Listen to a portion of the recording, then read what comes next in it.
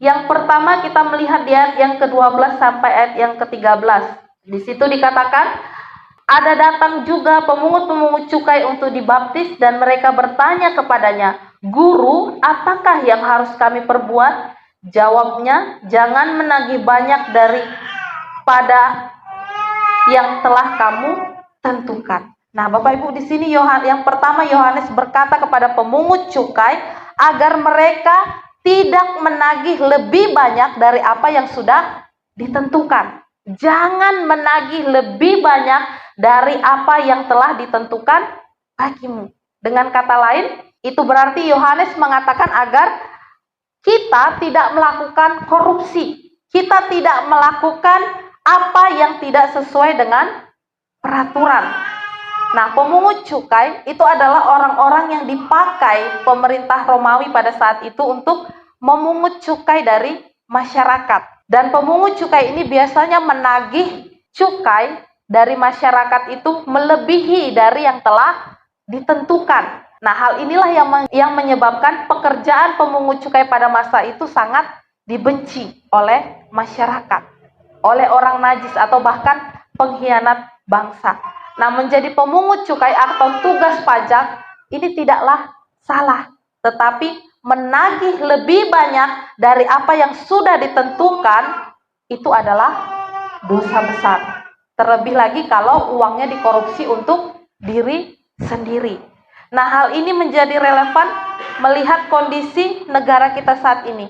Kalau kita melihat negara kita saat ini, banyak para koruptor, dan terlalu banyak penyimpangan-penyimpangan peraturan yang terjadi di negara kita.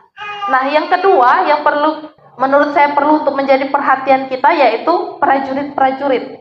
Di ayat yang ke-14 di situ dikatakan, dan prajurit-prajurit bertanya kepadanya, "Dan kami, apakah yang harus kami perbuat?" Jawab Yohanes kepada mereka, "Jangan merampas dan jangan memeras, dan cukupkanlah dirimu dengan gajimu." Nah, Bapak Ibu yang dikasihi oleh Tuhan Yesus Kristus, para prajurit pada masa Yohanes Pembaptis di sini suka memeras rakyat dan sering merampas hak yang menjadi milik rakyat. Mereka mengambil apa saja yang mereka inginkan. Hal ini dimungkinkan karena para prajurit ini merasa mereka memiliki kuasa untuk melakukan hal itu. Nah, itulah sebabnya di sini Yohanes Pembaptis berkata kepada prajurit agar mereka tidak memeras, agar mereka tidak merampas, dan agar mereka mencukupkan diri mereka dengan gaji mereka. Dikatakan, "Jangan merampas dan jangan memeras, dan cukupkanlah dirimu dengan gajimu." Nah, kenapa Yohanes Pembaptis menyebut gaji di sini? Karena orang-orang yang sedang dia hadapi pada saat itu atau para prajurit itu adalah orang-orang yang mendapatkan gaji atau penghasilan atau imbalan setiap bulannya. Nah, itu berarti Yohanes Pembaptis mengatakan agar kita tidak menggunakan kewenangan kita untuk mengambil keuntungan bagi diri kita sendiri, dan kita belajar mencukupkan diri dengan penghasilan yang telah kita terima. Nah, Bapak Ibu yang dikasihi oleh Tuhan Yesus Kristus, menjadi prajurit itu adalah pekerjaan yang terhormat.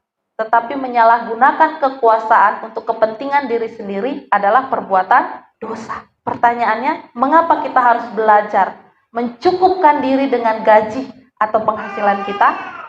Karena Alkitab mengatakan di ayat yang ke-14, "Cukupkanlah dirimu dengan gajimu." Bahkan di Ibrani 13 ayat 5 katakan, "Cukupkanlah dirimu dengan apa yang ada padamu." Nah, hal ini juga berlaku bagi orang yang berpenghasilan, baik itu yang mendapat gaji bulanan atau penghasilan tetap, atau berlaku bagi kita yang tidak memiliki penghasilan yang tetap, atau yang mungkin setiap harinya kita mendapat gaji, atau setiap minggunya atau setiap bulannya. Jadi mencukupkan diri itu berarti kita jangan merampas, jangan memeras, dan cukupkanlah dirimu dengan gajimu. Cukup itu bukan soal berapa jumlahnya, Cukup itu adalah soal tentang kepuasan hati. Rasa puas dan rasa cukup itu berbicara soal hati. Kalau hati kita dipenuhi dengan rasa syukur, maka di segala keadaan kita pasti bisa berkata cukup. Nah, apakah dengan berkata cukup atau merasa cukup kita berarti berhenti bekerja?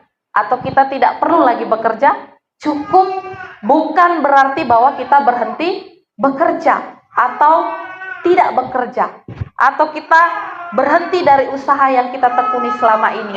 Tidak, bukan berarti kita tidak bekerja, bukan berarti kita harus berpuas diri saja, tidak. Mengucapkan kata cukup bukan berarti kita berhenti untuk berusaha dan berkarya. Cukup jangan diartikan sebagai kondisi yang stagnan atau berpuas diri.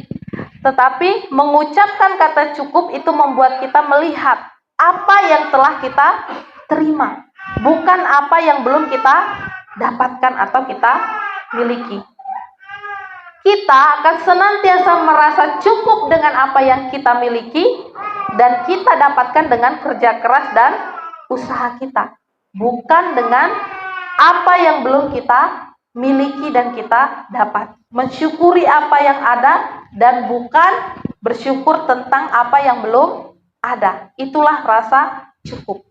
Rasul Paulus juga menasihati kita di 1 Tesalonika 5 ayat 18 dikatakan, mengucap syukurlah dalam segala hal, sebab itulah yang dikehendaki Allah di dalam Kristus bagi kamu. Cukup hanya bisa diucapkan oleh orang yang bisa mengucap syukur, oleh orang yang bisa berkata bersyukur. Nah, belajar mencukupkan diri bukan berarti kita menjadi orang yang pelit, tidak. Belajar mencukupkan diri itu berarti kita belajar untuk menyusun prioritas kita. Mana yang lebih penting, mana yang kurang penting, dan mana yang tidak penting. Kita belajar hidup dengan benar. Kita belajar puas dengan penghasilan yang telah kita peroleh sebagai bagian dari anugerah Allah. Seandainya pun gaji kita kurang untuk memenuhi kebutuhan hidup kita, Tuhan menghendaki kita supaya kita meningkatkan penghasilan kita dengan bekerja dengan cara yang halal, bukan dengan cara yang tidak halal. Kita perlu berupaya mencukupkan justru untuk mengatasi kebutuhan yang selalu kadang-kadang lebih besar pasak daripada tiang, lebih besar pengeluaran daripada pemasukan. Jadi mencukupkan diri itu bukan sekedar soal irit atau sekedar soal berhemat, tetapi dorongan supaya kita kreatif merencanakan pemakaian uang sesuai dengan kemampuan kita. Tujuannya agar kita dapat menikmati segala berkat Tuhan dengan sukacita dan bertanggung jawab. Pada akhirnya mendatangkan ucapan syukur bukan karena kita kelebihan, tetapi karena kita cukup atau karena kecukupan. Nah, mencukupkan diri itu bukanlah tidak alkitabiah. Karena apa? Yesus sendiri pun dalam doa Bapa kami mengatakan bagaimana? Berikanlah kami pada hari ini makanan kami yang secukupnya. Bahkan Paulus pun mengatakan bahwa ia telah belajar untuk mencukupkan diri dalam segala keadaan. Nah, mencukupkan diri itu berarti kita belajar untuk bersyukur senantiasa atas berkat Tuhan yang Tuhan berikan bagi kita, berkat Tuhan yang telah kita terima dari Tuhan melalui pekerjaan kita. Mencukupkan diri berarti kita dapat menguasai diri kita dari segala keinginan-keinginan yang bersifat daging. Karena salah satu buah roh, katakan kita harus menguasai diri. Salah satu buah roh yaitu tentang penguasaan diri. Jadi Bapak Ibu, mari kita belajar mencukupkan diri kita dengan apa yang ada pada kita, mencukupkan diri kita untuk dengan gaji kita, dan kita belajar untuk mensyukuri apa yang telah kita miliki.